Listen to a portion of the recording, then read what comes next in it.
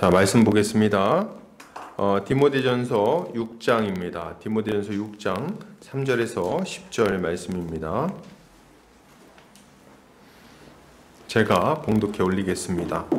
누구든지 다른 교훈을 하며 바른 말, 곧 우리 주 예수 그리스도의 말씀과 경건에 관한 교훈을 따르지 아니하면 그는 교만하여 아무것도 알지 못하고 변론과 언쟁을 좋아하는 자니 이로써 투기와 분쟁과 비방과 악한 생각이 나며 마음이 부패하여지고 진리를 잃어버려 경건을 이익의 방도로 생각하는 자들의 다툼이 일어나느니라. 그러나 자족하는 마음이 있으면 경건은 큰 이익이 되느니라. 우리가 세상에 아무것도 가지고 온 것이 없음에 또한 아무것도 가지고 가지 못하리니 우리가 먹을 것과 입을 것이 있은즉 족한 줄로 알 것이니라. 부하려 하는 자들은 시험과 올무와 여러 가지 어리석고 해로운 욕심에 떨어지나니 곧 사람으로 파멸과 멸망에 빠지게 하는 것이라. 돈을 사랑함이 일만하게 뿌리가 되나니 이것을 탐내는 자들은 미혹을 받아 믿음에서 떠나 많은 근심으로써 자기를 찔렀도다. 아멘. 디모데전서 6장 3절에서 10절까지 인생의 선한 열매를 많이 맺으려면 이라는 제목으로 말씀 보도록 하겠습니다. 요새 제가 많이 하는 생각은 우리 인생이 참으로 짧다는 것입니다. 요새 들어서 좀 더 그런 생각을 많이 하게 되는 것 같아요. 찬바람이 불고 마음이 쓸쓸해서 그런지 더 그런 것 같습니다. 모세는 우리의 인생을 이렇게 묘사합니다. 시편 90편 10절입니다. 우리의 연수가 70이요 강건하면 80이라도 그 연수의 자랑은 수고와 슬픔뿐이요 신속히 가니 우리가 날아가나이다. 참 이 모세의 이 말이 너무도 깊이 와닿는 것 같습니다. 모세는 우리의 연수가 70밖에 안 된다고 말합니다. 요새는 뭐 다 70 사시는데 근데 이제 강건하면 80까지 산다 이렇게 얘기합니다. 근데 그 나이까지 살아가면서 자랑할 것은 수고와 슬픔밖에 없다 이렇게 얘기를 해요. 우리가 80년 살면서 우리 인생을 돌아볼 때 기껏 내세울 것이라고는 내가 이렇게 많은 수고를 했고 이렇게 어려운 일도 많이 겪었었다 이런 얘기밖에 할 게 없다는 거죠. 그리고 그 시간조차도 참으로 신속하게 지나간다고 말하고 있습니다. 얼마나 신속하게 지나갑니까? 우리가 날아가나이다 이렇게 얘기를 하고 있어요. 날아가고 있어요. 정말 날아가는 것처럼 우리의 인생이 빨리 저물어가고 있습니다. 야고보 사도는 이런 우리의 인생을 안개라고 표현하기도 했습니다. 야고보서 4장 14절입니다. 내일 일을 너희가 알지 못하는도다. 너희 생명이 무엇이냐? 너희는 잠깐 보이다가 없어지는 안개니라. 아멘. 참 공감되는 표현이에요. 안개는 새벽에 잠시 땅에서 올라와서 자리하다가 해가 뜨면 언제 있었냐는 듯이 사라져버리고 맙니다. 우리 인생이 그런 것 같아요. 잠시 피어나서 화려하게 피어나는 것 같다가 그 시간이 얼마나 짧은지 순식간에 사라져버리고 마는 거죠.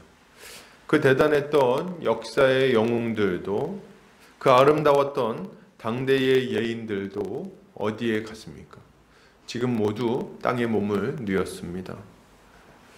그 화려한 외모도 대단한 지성도 흙으로 돌아가 버리고 만 거죠.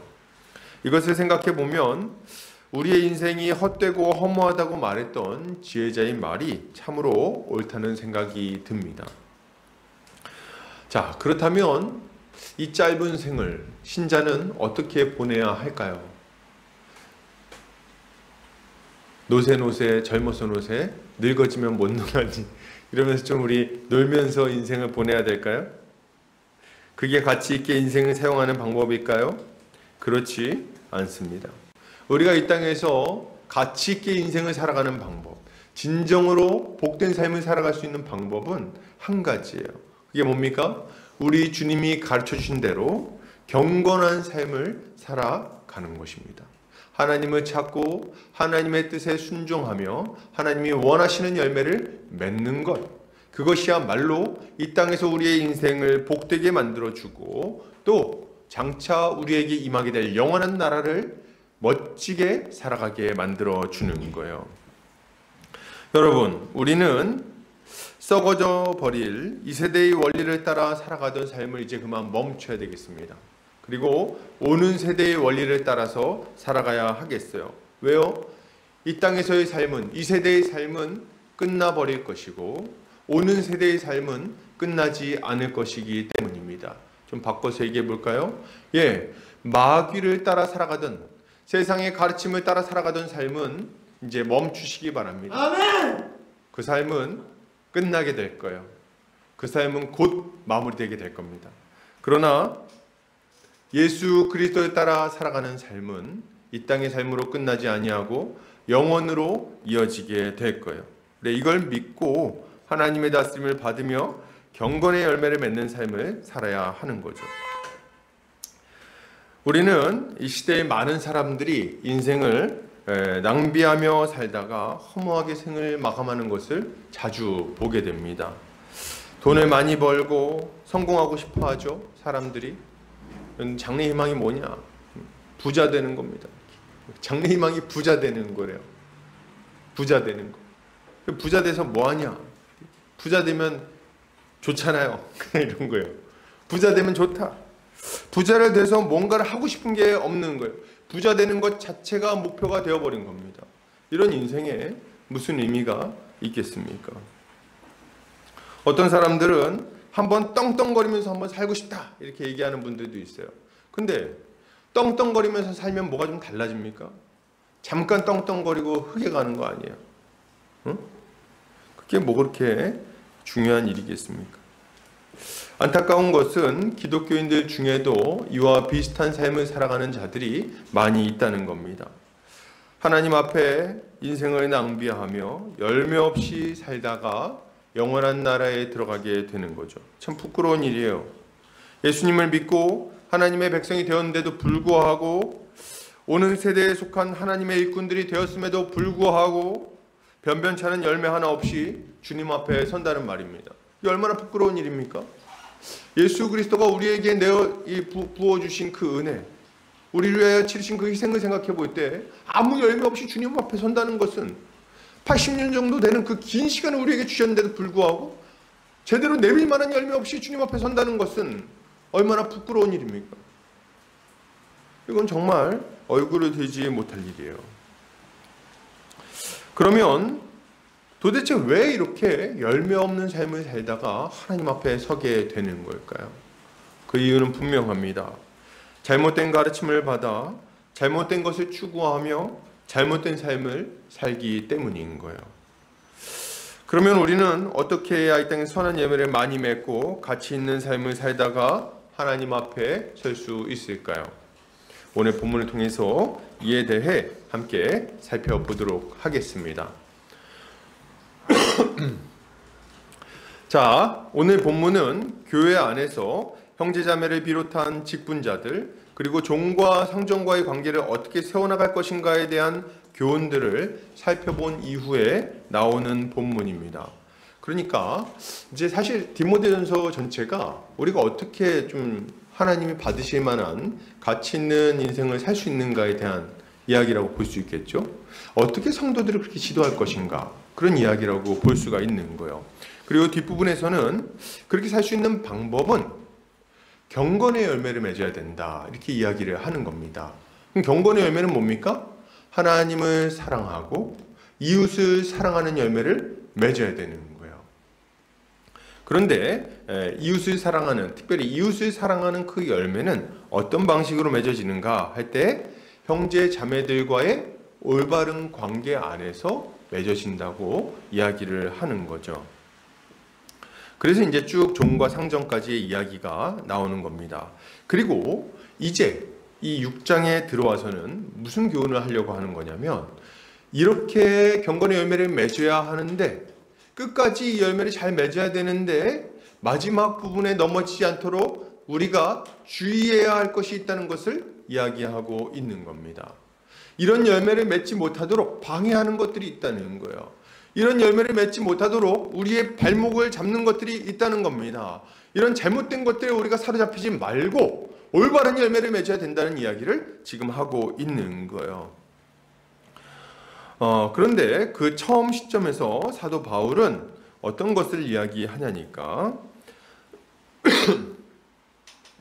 다른 교훈을 전하는 거짓 교사들에 대해서 경고하고 있습니다. 왜 그렇습니까? 이 디모데전서를 보면 처음 부분부터 거짓 교사에 대한 경고가 나옵니다. 그래서 여러 가지 족보에 창념하면서 잘못된 걸 가르치는 율법주의자들에 대해서 이야기를 하고 있죠. 그리고 중간에는 먹는 것과 결혼을 폐하는 어떤 자들에 대해서 또 이야기하고 있고, 그리고 뒷부분에는 이제 비방하고 함부로 행하는 자들에 대해서 또 다룹니다. 그리고 여기서는 다시 한번 또 거짓 교사들에 대해서 이야기를 하는 거예요. 왜 반복해서 거짓 교사들의 이야기를 합니까? 거짓 교사들이 진리를 따르지 못하게 막아서고 진리에 따른 합당한 열매를 맺지 못하게 만들기 때문에 이렇게 말을 하는 거예요. 거짓 교사들에게 좀 속지 말라는 겁니다. 그래서 여기서 다시 한번 이런 교훈을 주고 있는 거죠. 3절에서 5절 한번 보겠습니다. 누구든지 다른 교훈을 하며 바른 말 곧 우리 주 예수 그리스도의 말씀과 경건에 관한 교훈을 따르지 아니하면 그는 교만하여 아무것도 알지 못하고 변론과 언쟁을 좋아하는 자니 이로써 투기와 분쟁과 비방과 악한 생각이 나며 마음이 부패하여지고 진리를 잃어버려 경건을 이익의 방도로 생각하는 자들의 다툼이 일어나느니라. 아멘. 이렇게 얘기를 하고 있어요.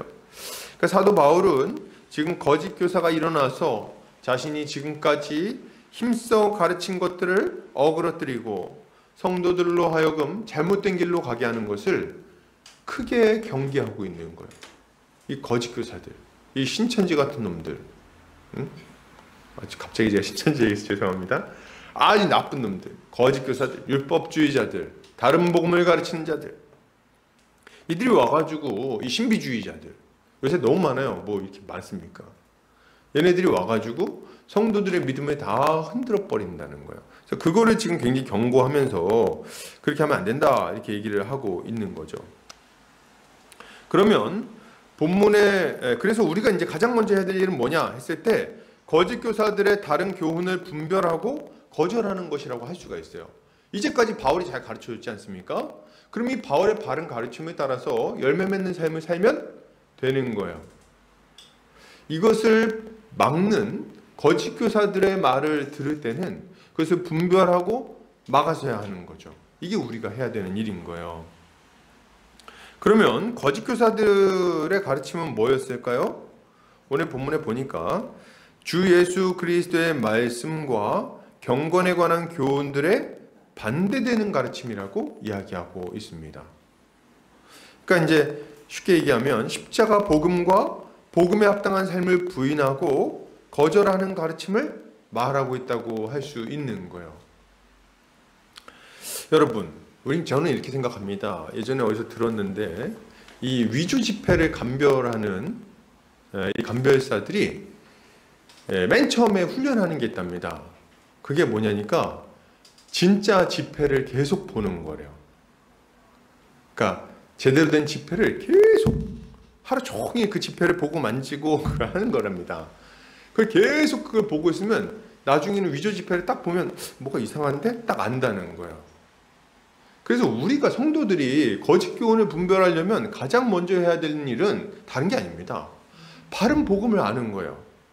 바른 복음을 딱 붙들고 그것을 맛보고 그 열매를 맺고 다시 듣고 다시 생각하고 다른 각도로 다시 한번 보고 내 마음에 새기고 그 말씀에 완전히 젖어들 때까지 다시 한번 보는 것이 우리에게 필요한 거죠. 이게 우리에게 선행돼야 되는 일들인 거예요. 그러면 우리가 따라야 될 바른 복음은 뭡니까? 오직 예수 그리스도를 믿음으로 말미암아 의롭게 된다는 진리입니다. 이걸 우리가 믿어야 되겠어요. 어떤 분들은 이런 얘기를 하면 우리 목사님은 저렇게 기본적인 얘기를 왜 또 할까 생각하시는 분들이 혹시 있을지 모르겠어요. 제가 왜 이 얘기를 다시 하는지 아십니까? 저도 알아요. 저도 이걸 처음 듣는 얘기가 아닙니다. 저도. 근데 왜 이 얘기를 하냐? 이렇게 기본적인 것을 놓치고 자꾸 다른 것에다 마음을 놓는 사람들이 있다는 거예요. 오직 예수 그리스도만으로 우리의 죄가 사함받고, 오직 예수 그리스도만으로 우리가 복을 받고, 오직 예수 그리스도로 말미암아 우리가 하나님 앞에 의로운 삶을 살 수 있다는 이 기본적인 진리를 놓칠 때가 너무 많다는 거예요. 뭐 때문에 놓치냐? 율법주의적 가르침에 쉽사리 넘어가 버리는 거예요. 신비주의적 가르침에. 그래서 이거 다시 한번 얘기할 필요가 있어요. 여러분, 우리 어떤 자들입니까? 우리는 하나님 앞에 도무지 받아들여질 수 있는 완전히 타락해버린 죄인들이었습니다. 여러분, 이걸 깊이 생각하셔야 돼요. 이걸 왜 깊이 생각해야 되냐? 아유, 목사님, 뭐 죄인이란 걸 이렇게 자꾸 생각합니까? 좀 좋아진 거 얘기 좀 하지. 아니요. 죄인이었던 걸 깊이 생각해야 돼요. 왜 그런지 아십니까? 우리의 죄가 우리의 능력으로는 아무리 열심을 내도 도무지 해결할 수 없었던 것임을 알아야 된다는 거예요. 여러분, 우리가 조금 열심히 살고 선행을 몇 가지 한다고 해서 해결될 만한 문제가 아니라는 겁니다. 하나님 앞에 우리의 죄가 얼마나 심각한 것인지, 그것이 얼마나 뿌리 깊은 것인지, 그것이 얼마나 추악한 것인지, 그것이 얼마나 하나님의 진노를 불러일으키는지, 이것에 대해서 깊이 생각하지 않고는 하나님의 은혜에 대해서도 제대로 이해할 수가 없고 헛된 희망을 갖게 되는 거예요. 어떤 헛된 희망입니까? 내가 조금 착하게 살면, 조금 열심히 살면, 종교 행위를 조금 더 하면 하나님이 기뻐하시겠지. 아니요. 그런 걸로는 우리의 죄의 문제를 절대로 해결할 수가 없는 거예요. 여러분, 그런 의미에서 우리는 죄의 문제를 생각해야 되는 거예요.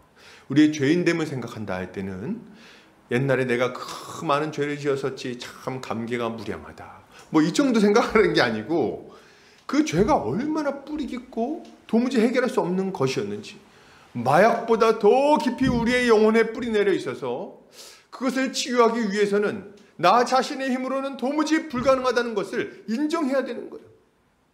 이것을 인정할 때 우리가 무엇을 바라볼 수 있습니까? 우리의 능력을 의지하는 것이 아니라, 우리의 알량한 선행 몇 가지를 의지하는 것이 아니라 영원하신 구주 예수 그리스도를 바라보게 되는 거예요. 그 존귀하신 예수 그리스도, 우리의 죄를 깨끗하게 씻어주시기 위하여 우리 대신 십자가에 죽으신 그 저주스러운 형벌을 받으신 예수 그리스도를 바라보게 되는 것입니다. 우리의 죄에 절망해야 돼요. 완전히 절망해야 돼요. 그래야지 다른 생각을 안 하는 거예요.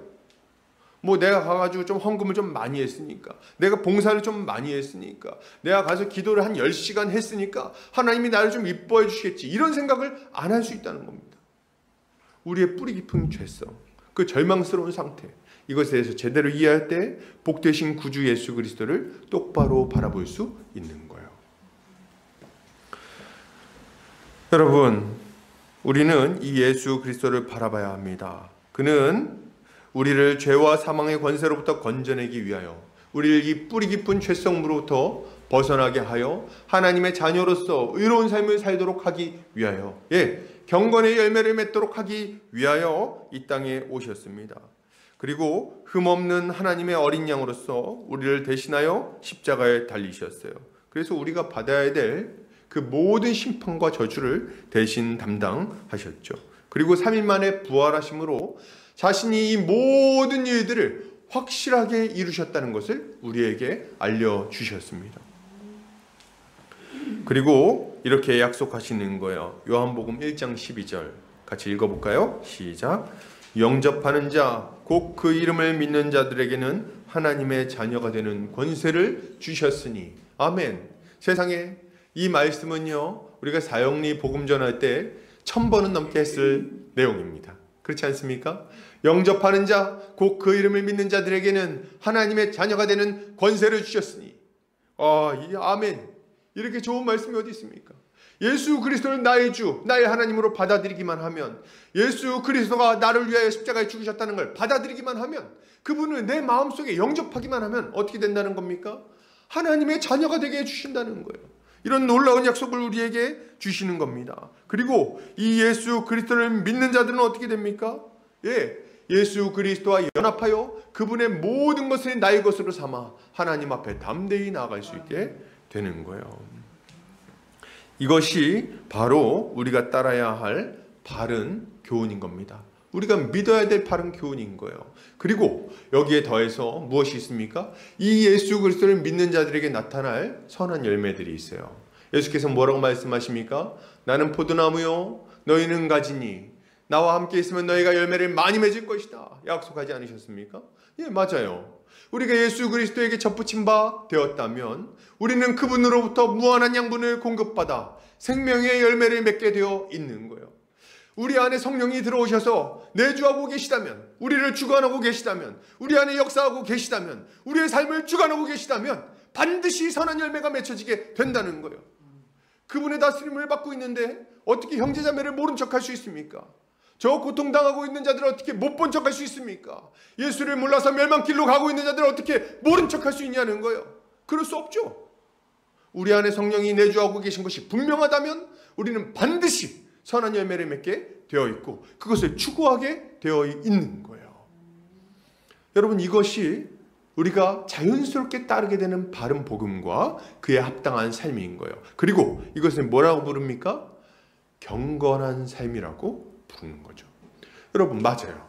우리는 예수 그리스도, 경건의 비밀이신 예수 그리스도를 믿어야 되고 그 비밀을 가지고 있는 우리는 경건의 열매를 맺어야 하는 거죠. 이게 우리에게 마땅히 나타나는 모습들인 거예요. 그런데 문제는 뭡니까? 이것을 뒤흔드는 자들이 있다는 겁니다. 이것을 뒤흔드는 자들. 누굽니까? 거짓 교사들이죠. 이들은 가만히 들어와서 다른 복음을 우리 안에 전파합니다. 뭐라고 말할까요? 예수만으로는 충분하지 않다고 말합니다. 제가 이렇게 얘기하니까 누가 와가지고 사실은 예수만으로 충분하지 않지, 이렇게 얘기하는 바보가 어디 있겠습니까? 그렇게 가르치진 않죠. 뭐라고 말할까요? 우리가 들을 만한 말들로 바꿔서 얘기를 하는 거예요. 어떻게 바꿉니까? 이렇게 바꿉니다. 아유, 나도 알아. 예수 믿으면 구원받지. 맞아. 근데 그게 다가야? 아니야. 그게 다야? 아니지. 이 땅에서도 좀 능력 있게 살려면 그걸로는 좀 부족해. 지금 네 삶에 좀 뭔가 문제가 있다면, 뭔가 해결되지 않는 어떤 어려움이 있다면 그거는 뭔가를 더하지 않아서 그래. 이렇게 이야기를 하는 거예요. 그래서 너희 삶이 좀 풍성해지고 복되지고 부자가 되고 이 땅에서도 적당히 잘 살고 이런 삶을 살기 위해서는 플러스 알파가 있어야 된다고 얘기를 하는 거예요. 이런 식으로 우리에게 거짓 교사들이 접근한다는 겁니다. 이들이 주장하는 바는 이런 겁니다. 이제 우리가 죽어서 천국 갈 준비는 예수 믿어서 됐다는 거예요. 천국행 구원열차 티켓은 끊었다 이거죠. 그러면 이제 복 받으려면 뭐 해야 됩니까? 복 받으려면 이제 뭔가 좀 선행을 하든지 하나님 기뻐할 만한 뭔가를 하든지 그래야지 복을 받을 수 있다고 이야기를 하는 거죠. 그래서 이들은 여러 가지 종교적 열심을 내야 한다고 말하면서 자신들이 개발해낸 여러 가지 방식들을 이야기하곤 합니다. 우리 사랑하는 형제 자매님들, 그거 아십니까? 지금 우리가 듣고 있는 복 받는다는 대부분의 이야기들은 율법과 관계가 없어요. 하나님의 복과 크게 상관이 없는 경우가 많습니다. 그럼 뭐랑 상관이 있냐? 그러니까 이거는 유대인들이 지키는 율법과도 거리가 굉장히 있는 거예요. 그냥 그 토착화된 종교 행위라고 보시면 좀 정확할 것 같아요. 뭐랑 연결되어 있냐? 우리나라에 뿌리 깊게 자리 잡고 있던 무속신앙과 좀 연결되어 있습니다. 토착화되어 있는. 그래서 지성이면 감천이다. 뭐 이런 거 있지 않습니까? 정한수 떠놓고 밤마다 그냥 새벽마다 일어나가지고 손을 비비면 그러면 하늘에서 들어줄 것이다. 이런 방식의 사고방식이 깊이 연결되어 있는 거예요. 그래서 뭘 주장하냐니까 뭐 되게 다양합니다. 대표적으로는 새벽 기도를 해야지 일이 좀 풀린다고 이야기를 합니다. 저는 새벽 기도를 나쁘게 얘기하는 건 아니에요. 오해하시면 안 됩니다. 새벽 기도는 귀한 거예요. 근데 복받는 비결로서 새벽 기도를 이야기할 때 그것이 종교 행위가 될 수 있다는 것을 우리가 기억해야 됩니다. 주의할 필요가 있는 거예요. 어떤 분들은 월삭 기도를 해야 좋아질 거라고 말합니다. 월삭 기도가 뭘까요? 매달 첫째 날은 좀 새벽 기도를 해야 된다는 거예요. 그래야지 한 달이 좀 이렇게 잘 풀린다는 겁니다. 11조를 해야 되고 1천번제를 해야 된다고 말합니다. 그래야지 가난이 사라지고 병이 나을 거라고 말하죠. 선포기도를 해야 승진이 되고 목사님한테 뭔가를 해줘야 자신의 차도 바뀔 거라고 이야기를 합니다. 웃으시는 분은 들어보신 분이에요. 와가지고 이제 어떤 분들은 막 이렇게 시계를 막 흔들면서 얘기하죠. 아, 이게 지금 누가 해준 롤렉스인데 이거 해주신 분이 어떻게 됐는지 아십니까, 여러분? 이렇게 얘기하는. 좋은 것을 심으세요. 이렇게 얘기하는. 좋은 것을 심으세요. 그래서 이들이 늘 가르치는 건 뭐냐니까 뭐 이런 겁니다. 하나님께 마중물을 넣으라는 거예요. 마중물을 부어야 물이 솟아 올라옵니다. 그러면서 여러분 가지고 있는 물질을 하나님께 마중물로 부어드려야 물질의 복이 임하죠. 이런 거 되게 제가 하는 말 같은데 좀 느낌이 제가 하는 얘기 아닙니다. 너무 자연스러워가지고 이렇게 막 얘기를 하는 거예요. 근데 이런 것들은 잘못된 가르침입니다. 하나님은 우리에게 값없이 거저 주셨어요. 누구를요? 독생자 예수 그리스도를. 근데 자기 아들을 값없이 우리에게 내주셨는데 그거 말고 다른 거는 돈을 받겠다고요? 그런 게 어디 있습니까? 자기 아들을 아끼지 않고 우리 모든 사람을 위해 내어주시니까 어찌 다른 것들을 우리를 위해 내어주지 아니하시겠느냐? 사도 바울이 이렇게 되묻지 않습니까? 아들을 내줬는데 다른 건 못 주겠다. 그런 이상한 사람이 어디 있냐는 거예요. 여러분, 근데 이 사람들은 이렇게 이야기를 합니다. 그러면서 협박도 막 해요.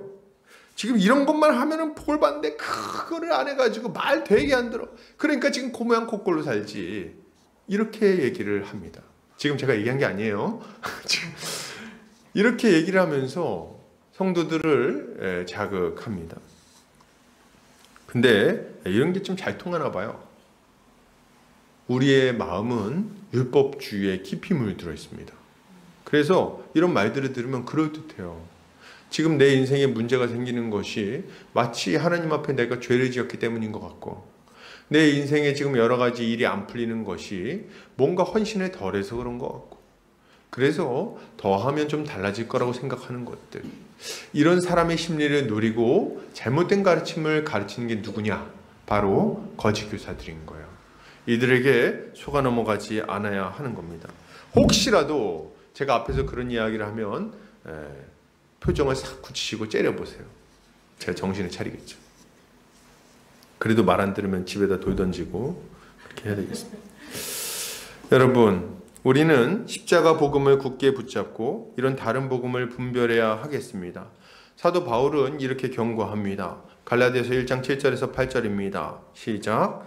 다른 복음은 없나니 다만 어떤 사람들이 너희를 교란하여 그리스도의 복음을 변하게 하려 함이라. 그러나 우리나 혹은 하늘로부터 온 천사라도 우리가 너희에게 전한 복음 외에 다른 복음을 전하면 저주를 받을지어다.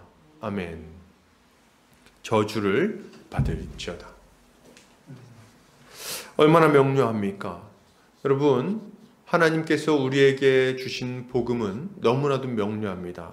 독생자 예수 그리스도를 믿어야만 하나님의 자녀가 될 수 있고 하나님이 예비하신 복을 받을 수 있다는 거예요. 예수 그리스도 외에는 구원을 얻을 만한 다른 어떤 이름도 우리에게 주신 바가 없다고 이야기를 하는 것입니다. 그리고 예수 그리스도 외에는 그 어떤 것도 우리에게 복의 근원이 될 수 없다고 이야기를 하는 거예요. 우리의 어떤 행위도 하나님 앞에 의롭다함을 받을 수 없고 우리의 어떤 행위도 하나님 앞에 복을 받을 만큼 가치 있는 것이 없다고 이야기를 하는 겁니다. 이렇게 복된 복음이 어디 있습니까? 오직 예수 그리스도면 충분하다 얘기하는 복음 말이죠. 그러므로 우리는 이 악한 자들의 가르침을 단호하게 거절해야 하겠습니다. 이런 거짓 교사들을 분별해야 되는 거예요. 근데 이제 좀 약간 헷갈리십니까? 보니까 얼굴도 좀 착하게 생겼고 그러면은 또 다른 분별법을 좀 사용해야 되겠어요. 뭘 가지고 분별해야 됩니까? 진리가 약간 애매하다. 그러면요, 열매로 분별하시기 바랍니다. 열매를 가지고 분별해야 돼요. 여러분 오늘 본문에 보니까 이들이 맺는 열매가 뭔지가 나옵니다. 이들이 맺는 열매가 뭡니까? 예, 변론과 언쟁, 투기와 분쟁과 비방과 악한 생각, 마음이 부패하여지고 진리를 잃어버려 경건을 이익의 방도로 생각함, 그리고 그런 비슷한 자들의 다툼, 이런 것들이 열매인 거예요. 그래서 이들의 그 열매를 보면 이들이 진짜 하나님의 일꾼인지 아닌지를 알 수가 있는 거죠. 이들은 서로 투기하고 분쟁하고 비방하고 악한 생각을 합니다. 그리고 마음이 부패해서 진리도 잃어버리고 마침내는 경건을 이익의 방도로 여기며 사람들과 다투죠. 이것이 이들의 열매예요. 예수 그리스도 안에 있는 사랑과 화평은 이 사람들 안에서 찾아볼 수가 없습니다. 그래서 보면은 늘 좀 싸나워요. 보면 같이 있기가 좀 어렵지. 제가 좀 싸납네요. 그렇죠?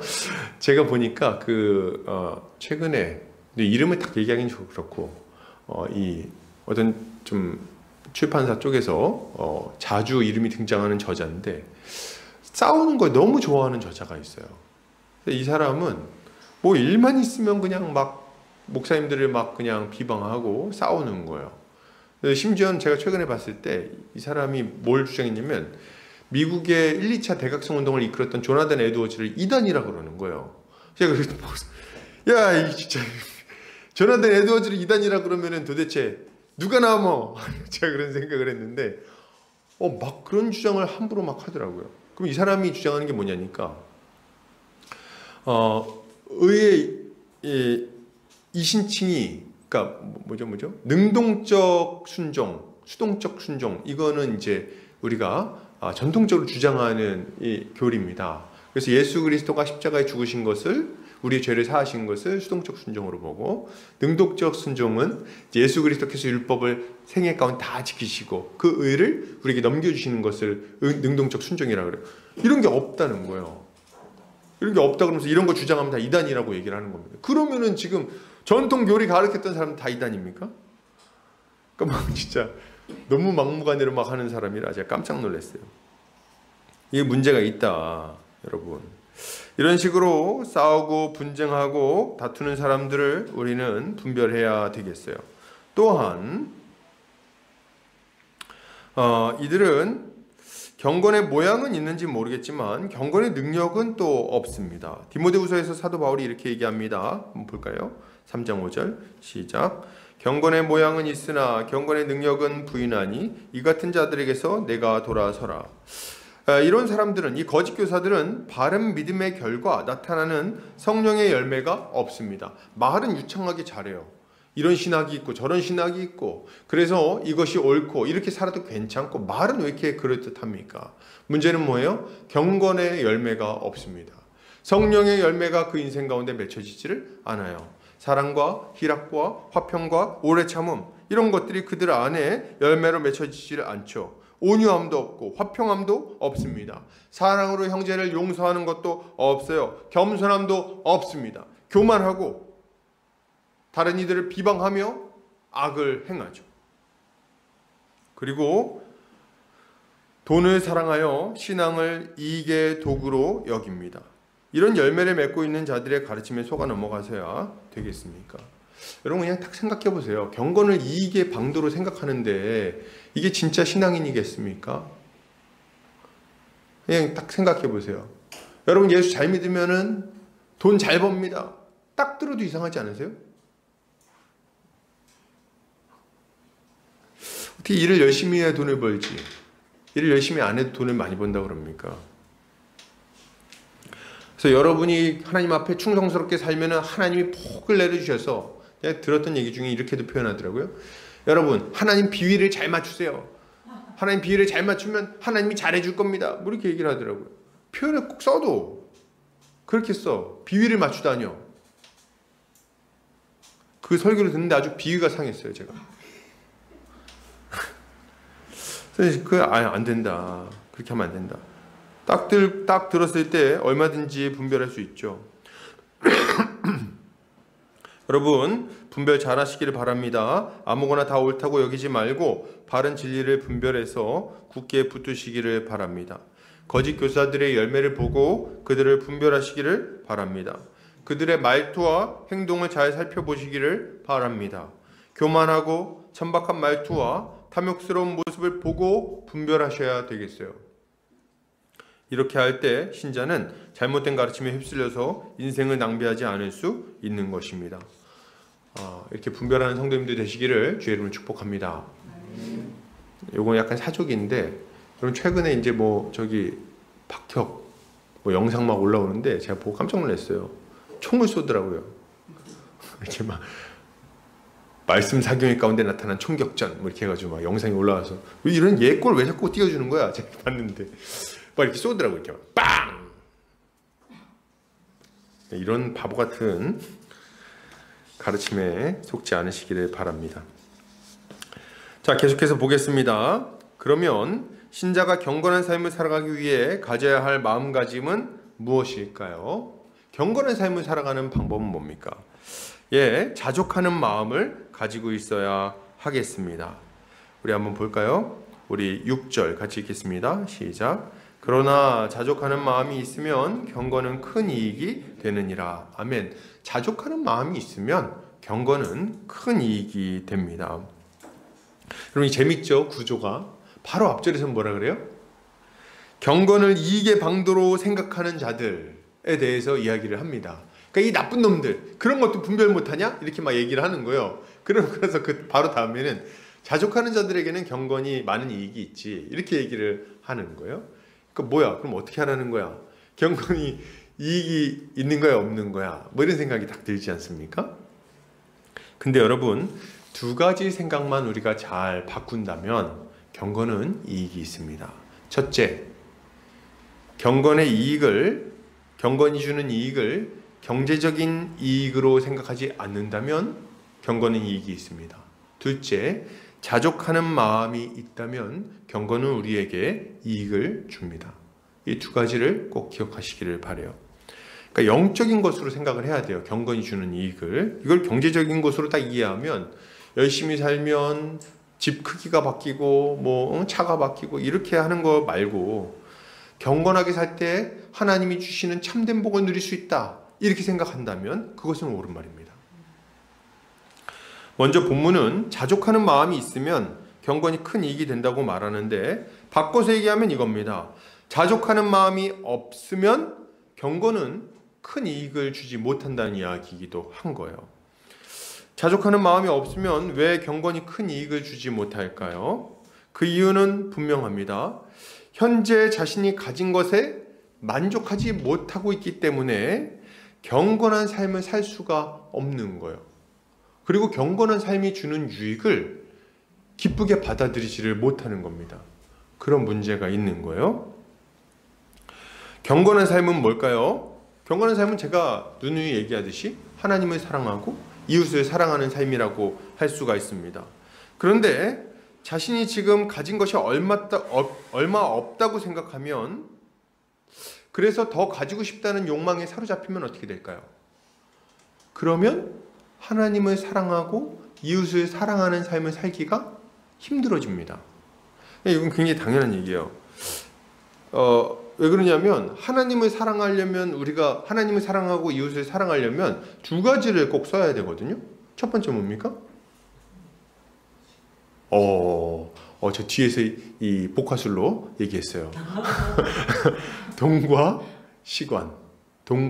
시간이 먼저죠. 시간과 물질을 사용하게 되어 있어요. 하나님을 사랑하면 예배를 드리죠. 그렇지 않습니까? 기도하겠죠. 말씀을 보겠죠. 너무 자연스러운 거예요.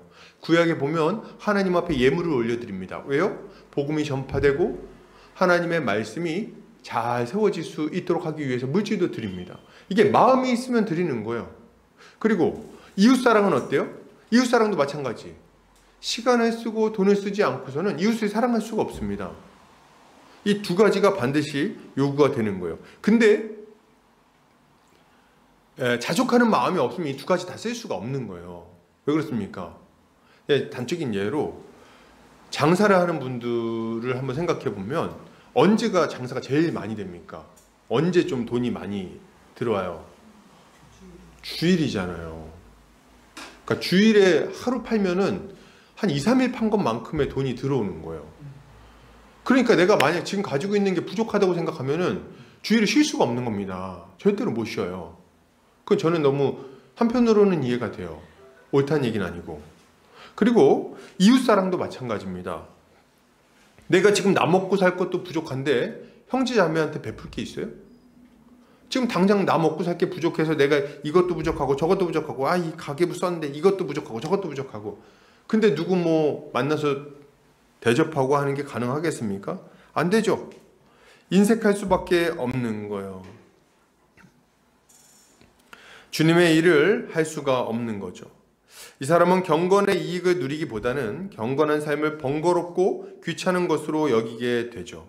그리고 이런 마음은 모이기를 싫어하는 것으로 나타나게 됩니다. 이게 자연스럽게 나타나는 모습들인 거예요. 그러면 자족하는 마음이 있을 때는 어때요? 자족하는 마음이 있으면 경건은 큰 이익이 됩니다. 현재 주어진 것에 만족하니까 어때요? 만족하니까 하나님 뜻대로 막 살죠. 그래서 뭐 돈도 안 벌어도 돼. 예배 잘 드리고 하나님 주시는 은혜 가운데 살면 되지. 그러면은 예배에 집중합니다. 말씀을 더 듣게 되겠죠. 하나님 안에서 기쁨을 추구하게 되겠죠. 그러면 그 마음의 자세에서부터 자연스럽게 기쁨이 넘치게 되는 겁니다. 또한 이웃사랑의 모습도 마찬가지예요. 뭡니까? 형제자매들을 마음껏 섬길 수가 있어요. 그동안에는 가진 게 없다고 생각하고 부족하다고 생각하면서 베풀지를 못했죠. 근데 이제는 막 베풀 수가 있는 거예요. 자족하는 마음이 있으면 말이죠. 그리고 그런 섬김 가운데 공동체를 힘있게 세울 수도 있는 거예요. 그리고 그런 섬김 가운데 믿음도 자라나고 형제 자매들과 함께 살아가는 기쁨도 누리게 되겠죠. 그러니 얼마나 큰 이익이 있겠습니까? 경건은 하나님을 사랑하며 살아가는 것에도 이익을 주고 그리고 형제 자매들을 섬기면서 교회를 세워나가는 데도 이익을 주는 거예요. 그러면 좋아요. 이렇게 우리가 자족하는 마음을 갖기 위해 기억해야 될 것은 무엇일까요? 7절 한번 같이 읽겠습니다. 시작. 우리가 세상에 아무것도 가지고 온 것이 없음에 또한 아무것도 가지고 가지 못하리니. 아멘. 여러분, 자족하는 마음을 가질 때 이게 되게 중요해요. 이걸 기억해야 돼요. 옛날에 어떤 목사님이 굉장히 부유한 여인의 장례식을 집례를 하셨답니다. 굉장히 부자였나 봐요. 큰 부자였나 봐요. 그 여인의 장례식을 이렇게 집례했는데 사람들이 다 궁금해하는 거예요. 뭘 궁금해하겠어요? 저 여자는 도대체 유산이 얼마나 될까? 얼마 남겨놓고 갔을까? 이게 너무 궁금한 거예요. 그래서 목사님한테 물어봤답니다. 목사님, 이분은 뭐 유산이 얼마나 된답니까? 얼마 남겨놓고 가셨대요? 이렇게 물어봤대요. 그때 이 목사님이 이렇게 얘기하셨답니다. 이분은 다 남겨놓고 가셨습니다. 이게 잘 이해가 안 되시나요? 다시 한번. 얼마나 남겨놓고 가셨어요? 이렇게 물어본 거잖아요. 그러면 딱 들을 때 어떻게 생각할 수 있는 겁니까? 얼만큼은 가지고 갔구나. 이런 생각을 할 수가 있잖아요. 그죠? 얼마나 남겨놓으셨대요? 근데 이 질문이 되게 어리석은 질문인 거예요. 그러니까 약간 우문현답 같은 거죠. 이분도 알고 있었어요. 이 물어본 사람도 알고 있었어요. 못 가져간 걸. 근데 그걸 생각을 못하고 있는 거죠. 얼마나 남겨놓고 가셨나요? 그랬더니 이 목사님이 그 얘기를 딱 듣고선 하나도 못 가져가고 다 남겨놓고 가셨습니다. 이렇게 얘기를 했다는 거죠. 여러분, 이걸 기억해야 돼요. 왜 이렇게 돈을 많이 벌려고 그러죠? 먹고 살 것보다 더 많이? 왜 이렇게 많은 옷을 원합니까? 평생 제대로 몇 번 입지도 않을 옷들을. 왜 이렇게 넓은 집에 살려고 하죠? 청소하기도 힘든데. 우리는 왜 이렇게 많은 것들을 원하는 겁니까? 우리가 사는데 충분히 필요한 것들을 가지고 있음에도 불구하고 우리는 이런 어리석은 마음을 내려놔야 하는 거죠. 자꾸 쌓아놓으면, 창고에다 많이 쌓아놓으면 내 마음도 편하고 앞으로도 행복할 거다 생각하는 것은 어리석은 일이에요. 하나도 가지고 가지 못합니다. 다 남겨놓고 갈 거예요. 그러니까 필요한 만큼만 가지고 있으면 돼요. 먹을 것과 입을 것이 있은즉 족한 줄로 알 것이니라. 먹을 것과 입을 것이 있으면 족한 줄로 아세요. 우리는 아무것도 가지고 갈 수가 없습니다. 맨몸으로 왔고 맨몸으로 가는 거죠. 은행 잔고에 아무리 많은 돈이 남아 있어도 한 푼도 가져갈 수가 없습니다. 제가 전에 굉장히 좀 답답했던 게 있었는데, 답답했다 그래야 될까요? 좀 어리석다는 느낌을 받았었는데, 연세가 굉장히 많으신 할아버님이 아파트 값이 오르는 걸 기대하면서, 아파트 언제 재개발될 줄 압니까? 한 10년 걸리잖아요. 더 걸리죠. 그걸 기대하면서 아파트 값이 왜 안 오르냐 이러고 있는 거예요. 살 날 얼마나 남았다고.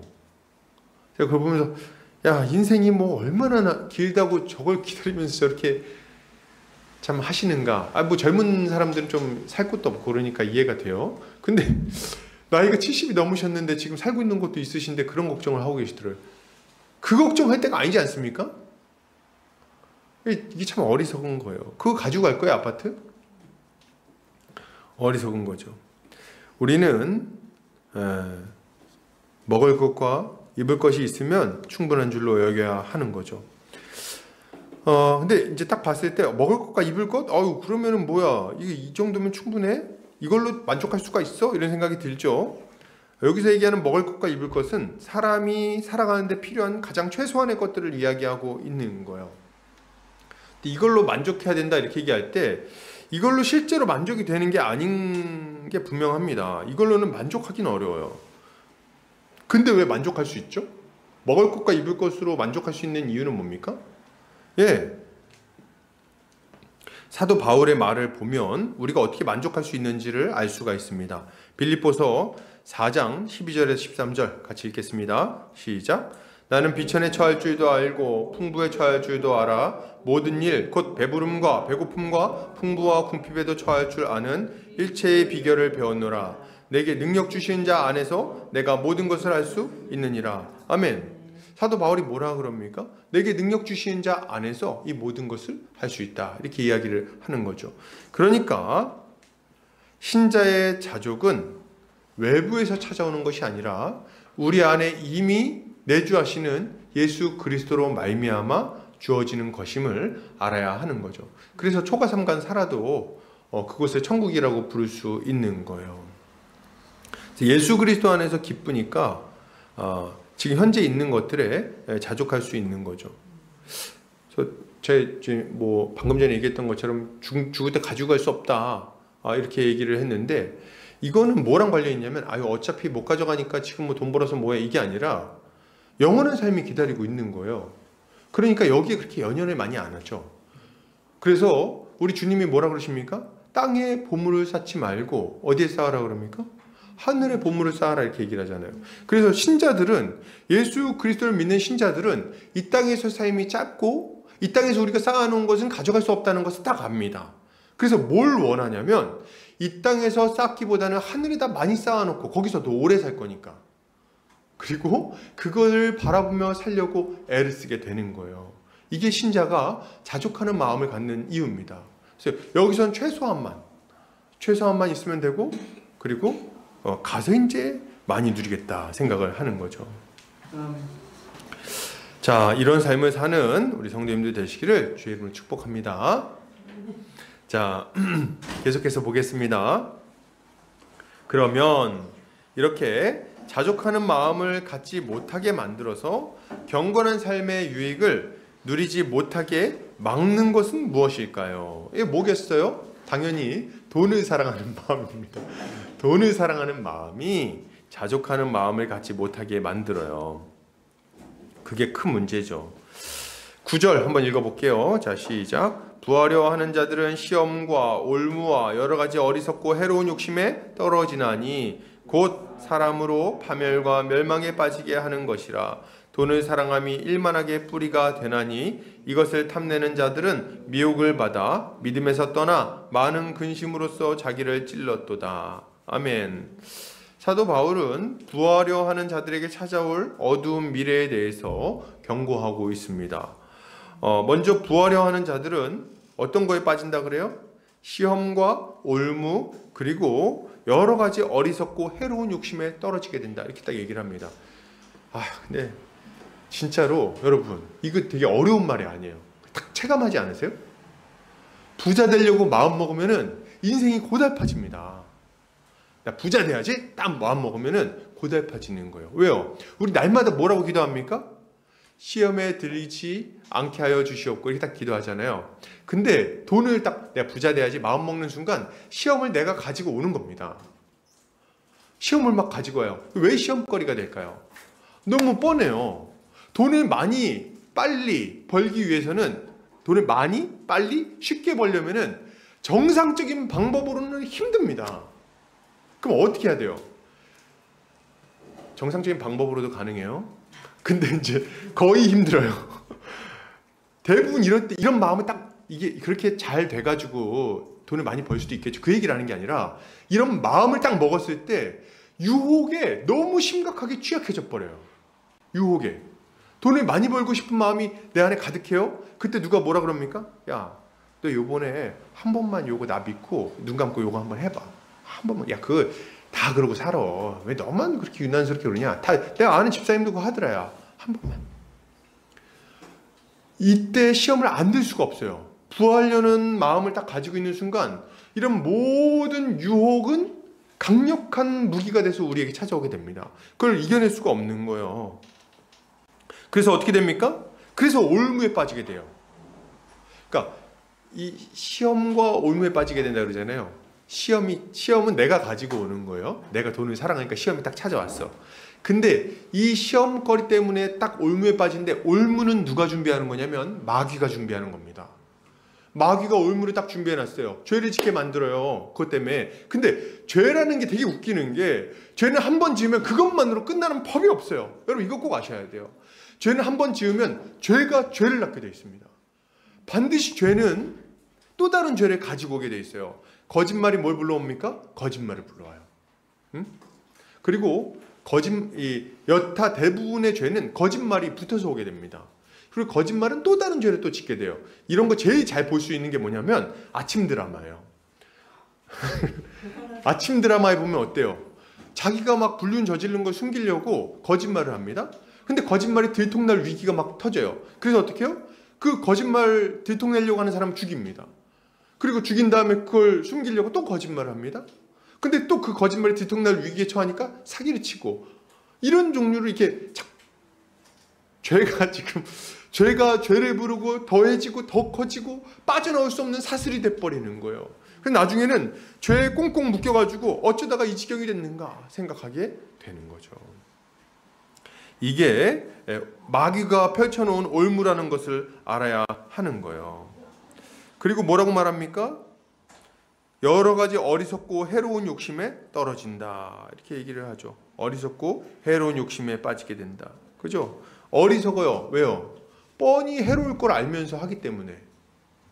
그리고 우리 주님이 여러 번 알려주셨는데도 불구하고 빠지니까 어리석은 거예요. 그거 안 된다, 위험하다 얘기하는데도 빠져요.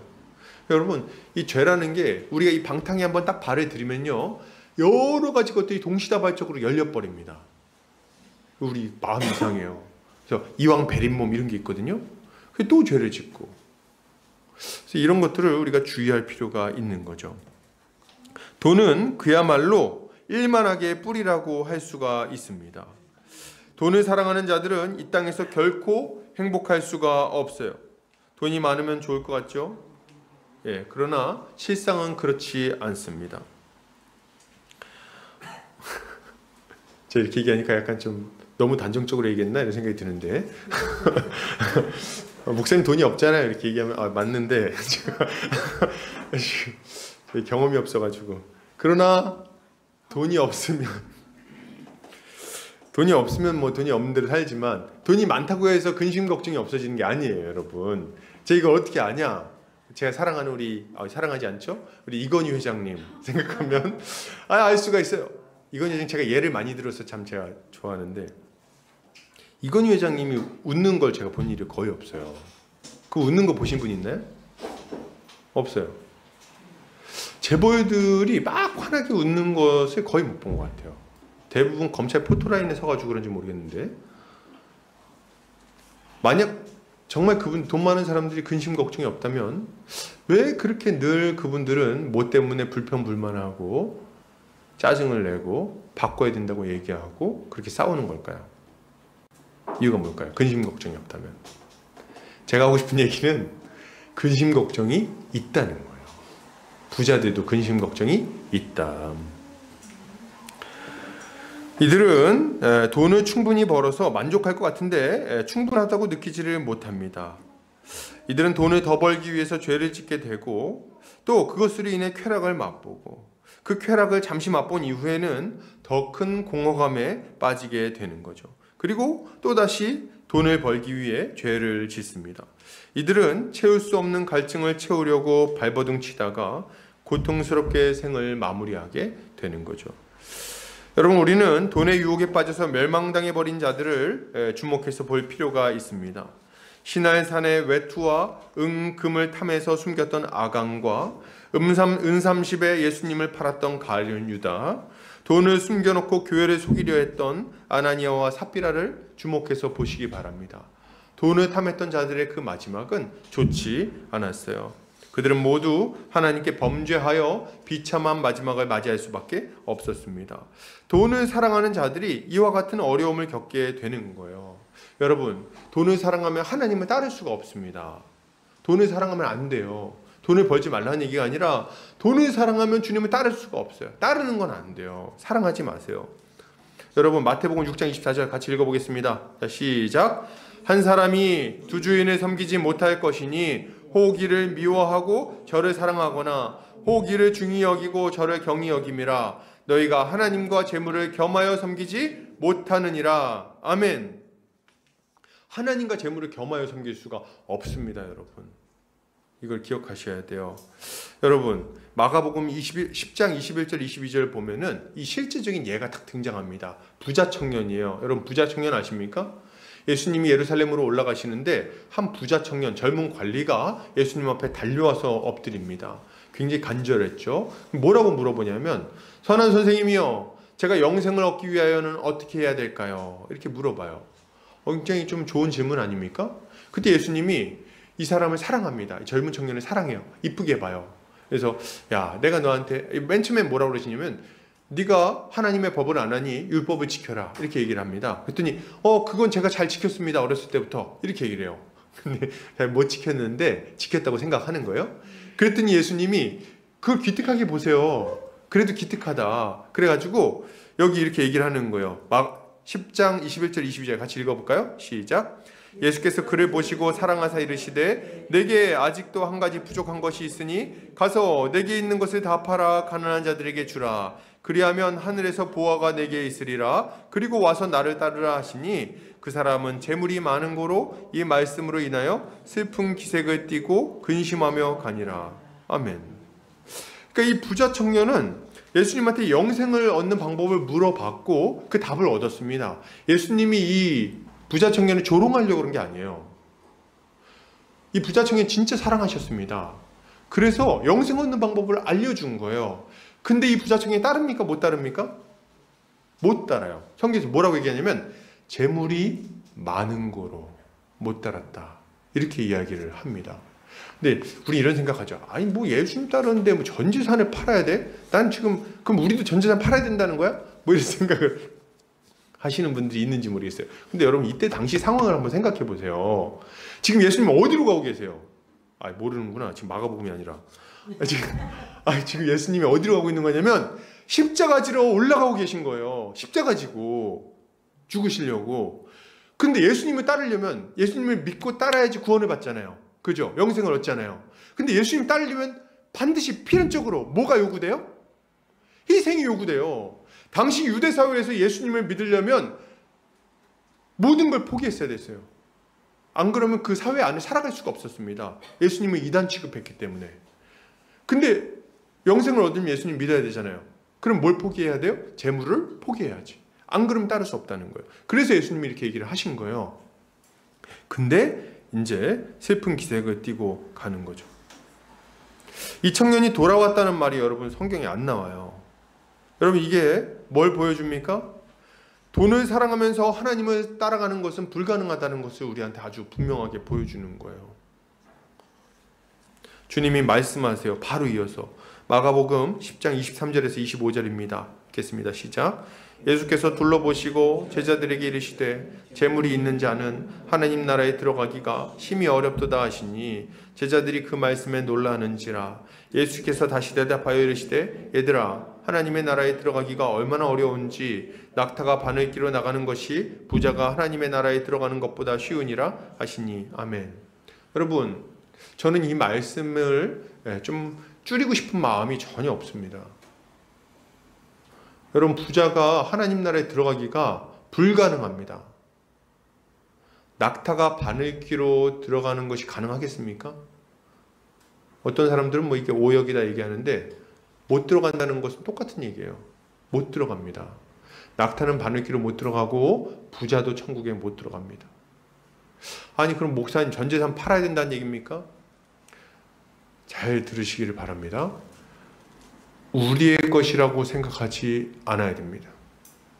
우리의 전 재산은 하나님 거예요. 이걸 인정하지 않는 한 하나님 나라에 들어갈 수 없습니다. 다시, 우리의 재물이 하나님 것임을 인정하라는 게 무슨 말이냐면, 재물은 우리의 인생이에요. 여러분, 돈 벌려면 뭐 해야 돼요? 내 시간 써야죠. 내 젊음을 갈아 넣어야죠. 내 건강을 갈아 넣어야죠. 내 열정을, 내 재능을 거기다 다 쏟아 넣어야죠. 그래서 번 게 뭡니까? 내 인생을 바꾼 게 돈이에요. 근데 이게 내게 아니라고요? 예. 왜 그게 내게 아닙니까? 하나님이 내 인생을 사셨으니까. 예수 그리스도께서 자신을 보혈로 우리의 인생을 통째로 사셨으니까 내게 아닌 겁니다. 이걸 인정하냐, 인정하지 않냐를 물으시는 거예요. 이걸 인정하지 못한다면 하나님 나라에 들어갈 수가 없는 겁니다. 이걸 인정하는 자들이 어떤 삶을 살 수가 있어요? 주님이 원하시면 언제든지, 주님이 부르시면 언제든지, 주님이 가라시면 어디든지 가고 순종할 수 있는 것. 이게 신자에게 요구되는 모습인 겁니다. 여러분, 돈을 따르지 않으시기를 바랍니다. 돈을 사랑하는 자들은 마귀에게 종로를 타다가 결국에는 멸망당할 수밖에 없어요. 비참하게 살 수밖에 없어요. 돈 많이 벌면 행복할 것 같죠? 안 그렇다니까. 근심과 걱정만 더 많아진다니까. 여러분, 염려가 더 많아져요. 이거 돈 없어지면 어떡하지? 앞으로 돈 벌 게 없어지면 어떡하지? 지금까지 번 돈이 이게 또 한 방 아주 그냥 큰일 나면 어떡하지? 걱정 근심만 많아집니다. 돈이 우리의 근심을 없애준다고요? 전혀 그렇지 않아요. 이런 것들은 우리의 영혼에 더 큰 욕망과 그에서 비롯된 갈증만을 가지고 올 뿐입니다. 그러므로 여러분, 우리는 이제 이런 어리석은 삶을 멈춰야 되는 거예요. 하나님의 책망에 집중하셔야 돼요. 예레미야서 2장 13절 같이 읽겠습니다. 시작. 내 백성이 두 가지 악을 행하였나니 곧 그들이 생수의 근원되는 나를 버린 것과 스스로 웅덩이를 판 것인데 그것은 그 물을 가두지 못할 터진 웅덩이들이니라. 아멘. 사람이 왜 경건한 삶을 살지 못합니까? 왜 예수님을 붙들지 못합니까? 예, 돈을 사랑해서 그래요. 자족하는 마음이 없고 돈을 사랑하니까 돈을 추구하면서 하나님을 버리는 겁니다. 돈 좀 더 벌 수 있다 그러면 기꺼이, 내 인생이 좀 부유해진다 그러면 기꺼이 우리 주님을 버리는 거예요. 문제는 뭡니까? 그 웅덩이는 터진 웅덩이에요. 만족을 주지 못합니다. 하나님을 버리고 그런 웅덩이를 파고 있는 것이 하나님이 분노하시는 이유인 거예요. 그런 어리석은 삶을 살지 말라는 거죠. 그러니 이제 우리가 살아야 되는 모습은 무엇입니까? 생수의 근원 대신 예수 그리스도께 돌아가서 그분을 따라 살아가는 것입니다. 요한복음 7장 37절 38절이요. 같이 읽겠습니다. 시작. 명절 끝날에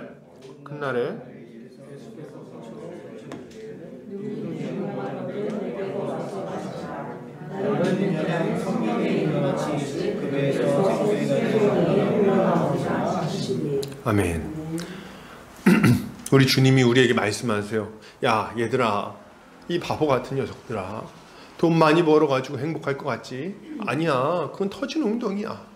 너희의 목을 축여줄 수가 없어. 너희 인생의 갈증을 만족시킬 수 없어. 너 좀 성공하면 괜찮을 것 같지? 아니, 그렇지 않아. 그걸로 되지 않아. 거기에 머무르지 말고 목마르거든 내게로 와서 마셔라 얘기하시는 거예요. 나를 믿는 자는 성경의 이름과 같이 그 배에서 생수의 강이 흘러 넘칠 것이다 얘기하시는 거예요. 이 우리 안에 흘러 넘치는 이 생명수는 무엇입니까? 우리에게 주신 성령을 의미하는 거죠. 우리는 이 성령으로 말미암아 진정한 만족을 누릴 수 있게 될 것입니다. 여러분, 그러므로 우리는 이 예수 그리스도께 나아가 우리 주님으로 말미암아 만족함을 누리고 우리 주님이 원하시는 경건한 삶을 살아야 하는 거죠. 이러한 삶을 사는 성도님들 되시기를 주의 이름으로 축복합니다. 결론을 드립니다. 사랑하는 형제자매님들, 우리가 이 땅에서 가치 있는 삶을 살다가 많은 열매를 가지고 주님 앞에 서기 위해서는 어떤 삶을 살아야 할까요? 먼저는 거짓 교사들을 분별하고 그들의 잘못된 가르침을 거절해야 하겠습니다. 그들의 집요한 공격을 거절하고 진리 위에 굳게 서시기를 바랍니다. 그리고 자족하는 마음을 가지고 경건의 열매를 맺는 삶을 살아야 하겠어요. 돈을 사랑하는 것이 일만하게 뿌리임을 알고 자족하는 마음으로 하나님께 감사하며 주를 위해 열매 맺는 삶을 살아갑시다. 이것이 신자가 가져야 할 마땅한 모습입니다. 한 주간도 주님의 은혜로 승리하는 성도님들 되시기를 주의 이름으로 축복합니다. 기도하겠습니다.